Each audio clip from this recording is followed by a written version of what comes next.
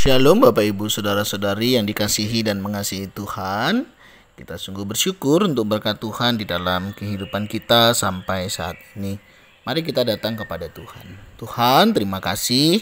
Kami mengucap syukur untuk kasih setia-Mu di dalam hidup kami.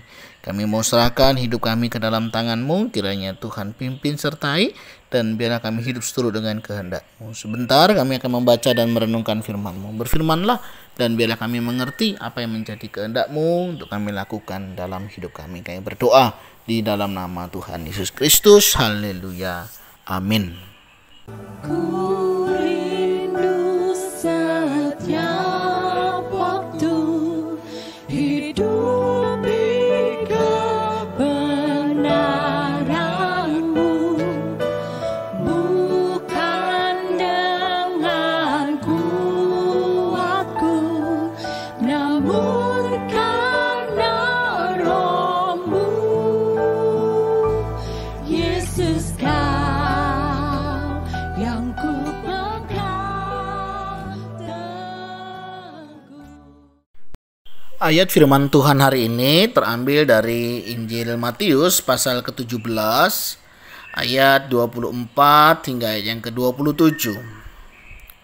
Ketika Yesus dan murid-muridnya tiba di Kapernaum, datanglah pemungut bea bait Allah kepada Petrus dan berkata, "Apakah gurumu tidak membayar bea 2 dirham itu?" Jawabnya, "Memang membayar." Dan ketika Petrus masuk rumah, Yesus mendahuluinya dengan pertanyaan, "Apakah pendapatmu, Simon? Dari siapakah raja-raja di dunia ini memungut bea dan pajak? Dari rakyatnya atau dari orang asing?" Jawab Petrus, "Dari orang asing." Maka kata Yesus kepadanya, "Jadi bebaslah rakyatnya.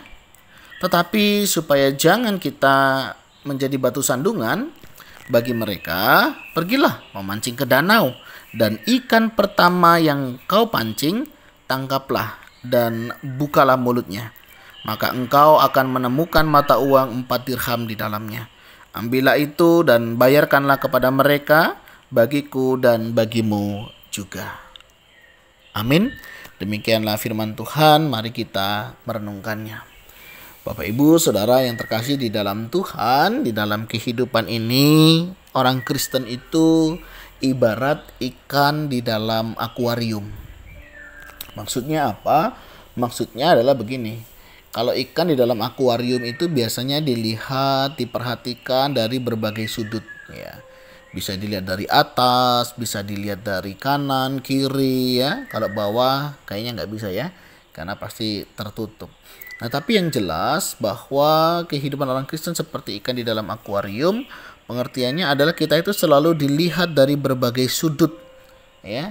Dari sudut perkataan, dari sudut perbuatan, sikap hidup kita, pergaulan kita, ya, tutur kata kita, semua dinilai, ya, semua diperhatikan, ya.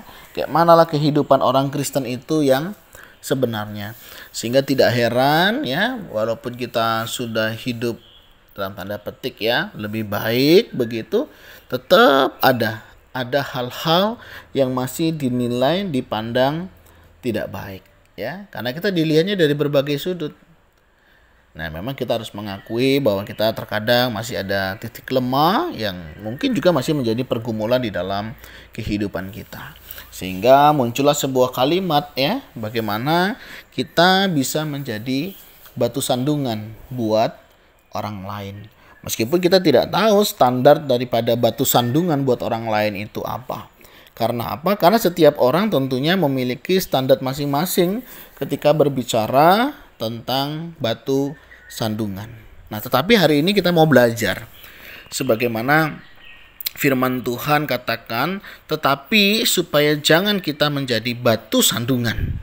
Nah, Saudara, Tuhan Yesus rindu kehadiran kita di dunia ini boleh menjadi berkat. Bagaimana kita menjadi berkat? Ya, tentunya mari kita melakukan apa yang menjadi bagian kita dengan baik. Ya, terkadang ada hal-hal, ya, yang mungkin kita mempertanyakan banyak hal. Misalnya, ya, seperti dalam hal membayar pajak. Ya, kadang ada banyak pertanyaan ketika kita harus membayar pajak. Nanti bagaimana kalau pajaknya itu disalahgunakan? Nanti bagaimana kalau pajaknya itu tidak digunakan sebagaimana mestinya? Sehingga ini menjadi alasan bukan hanya orang Kristen saja, mungkin ada banyak orang begitu ya, untuk mereka tidak membayar pajak. Atau ada pula yang membayar pajak tetapi mereka masih bermain curang, masih nego-nego, lobby-lobby, sehingga tidak membayar pajak sebagaimana seharusnya. Sebagaimana Yesus waktu masuk ke bait Allah, dia ditanya apakah tidak membayar pajak, begitu ya. Ya gimana ya saudara ya, dia Allah begitu ya, dia anak Allah, dia yang punya begitu, masa dia masih harus membayar? Tetapi Yesus tidak mempertahankan egonya ya, pengakuan dirinya itu untuk membebaskan dia daripada tidak membayar pajak. Oleh sebab itu dia katakan supaya kita tidak menjadi batu sandungan, ya udah bayar aja. Begitu ya.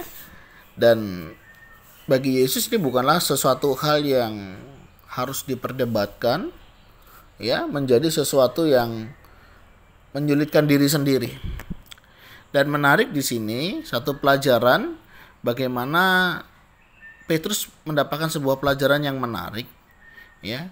Jadi bagaimana Petrus diajar untuk tidak mempertahankan dirinya begitu ya, sehingga Petrus juga bisa belajar melakukan apa yang terbaik yang bisa dikerjakan supaya apa yang dilakukannya itu boleh menjadi berkat.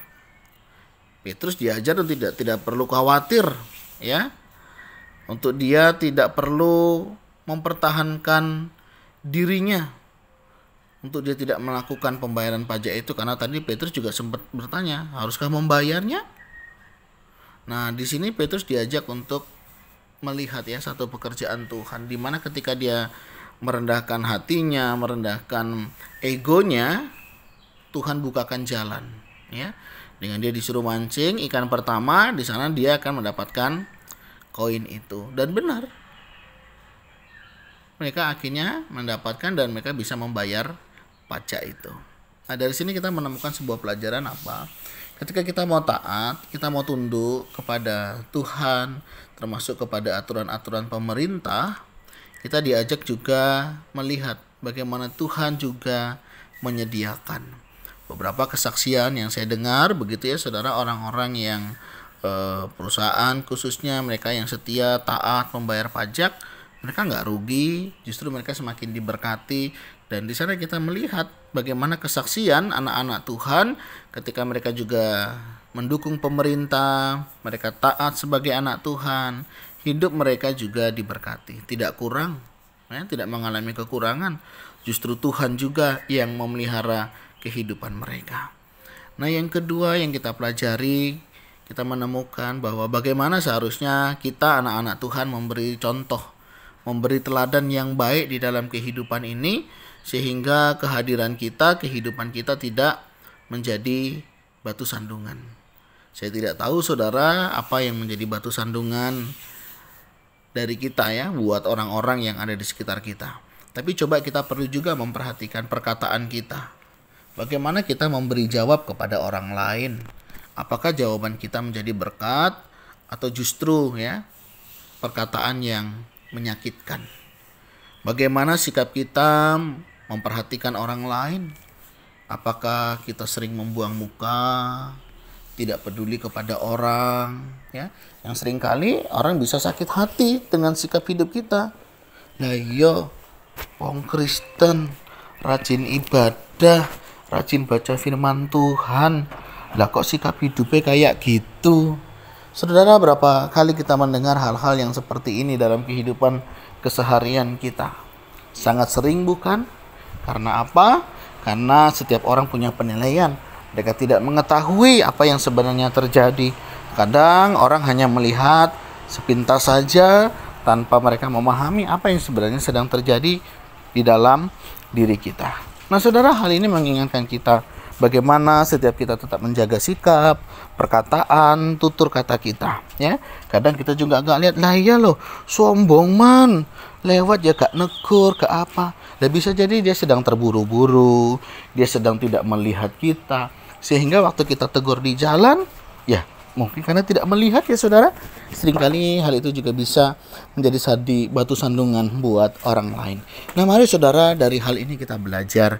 Satu, apa yang menjadi bagian kita untuk kita kerjakan, apa yang menjadi bagian kita untuk kita bayar, supaya hal itu tidak menjadi batu sandungan buat orang lain. Yang kedua, tetaplah menjadi berkat. Mungkin dalam perkataan, sikap hidup, perilaku kita yang seringkali orang lihat ya dari berbagai sudut itu tadi. Dan memang kita tidak mengerti ya, karena kita juga tidak bisa menilai diri kita sendiri. Kadang kita merasa, ya aku udah baik, aku sudah melakukan yang terbaik. Tapi setiap kita ada cerita yang berbeda di antara orang satu dengan yang lainnya. Oleh sebab itu saudara, mari tetap kita menjadi berkat dimanapun, baik dalam perkataan, perbuatan, sikap hidup. Mari kita seimbangkan kerohanian dan jasmani kita, sehingga adanya keseimbangan di dalam kehidupan kita. Dan kiranya Tuhan boleh menolong kita untuk kita boleh menjadi berkat di tengah dunia ini, tetap menjadi terang dan tetap menggarami, bukan digarami. Dan kiranya Tuhan Yesus menolong, memampukan kita. Percayalah, ketika Tuhan menghendaki kita melakukannya, Dia menyertai dan menolong hidup saya dan saudara. Tuhan, terima kasih. Kami rindu hidup ini boleh menjadi berkat, baik dalam perkataan, perbuatan, sikap hidup kami. Kami sadar kami terbatas. Kami seringkali tidak menyadari ketika perkataan kami tidak menjadi berkat, sikap hidup kami tidak menjadi berkat. Tolong kami ya Tuhan, untuk kami boleh terus introspeksi di dalam diri kami, yang seringkali kami tidak menyadari bahwa sikap-sikap kami menyakiti hati orang lain, perkataan kami menyakiti orang lain. Ampuni ya Tuhan, dan tolonglah kami. Dan ajarlah kami juga melihat lebih luas ketika ada orang-orang memperlakukan kami demikian juga, sehingga kami bisa dan boleh melihat akan segala karya Tuhan. Terima kasih ya Tuhan. Besi menajamkan besi, manusia menajamkan sesamanya. Dan biarlah kami terus belajar, introspeksi di dalam diri kami, untuk hidup kami senantiasa boleh menjadi berkat. Kami berdoa di dalam nama Tuhan Yesus Kristus. Haleluya. Amin. Bapak Ibu Saudara, demikian renungan kita hari ini. Kiranya boleh menjadi berkat, dan tetaplah menjadi saksi Tuhan dimanapun saudara berada. Dan biarlah setiap kita senantiasa memuliakan nama Tuhan. Bagi Bapak Ibu yang diberkati oleh renungan ini, silakan bagikan kepada orang-orang yang saudara kasihi dan yang mengasihi. Dan Tuhan Yesus memberkati kita sekalian. Shalom.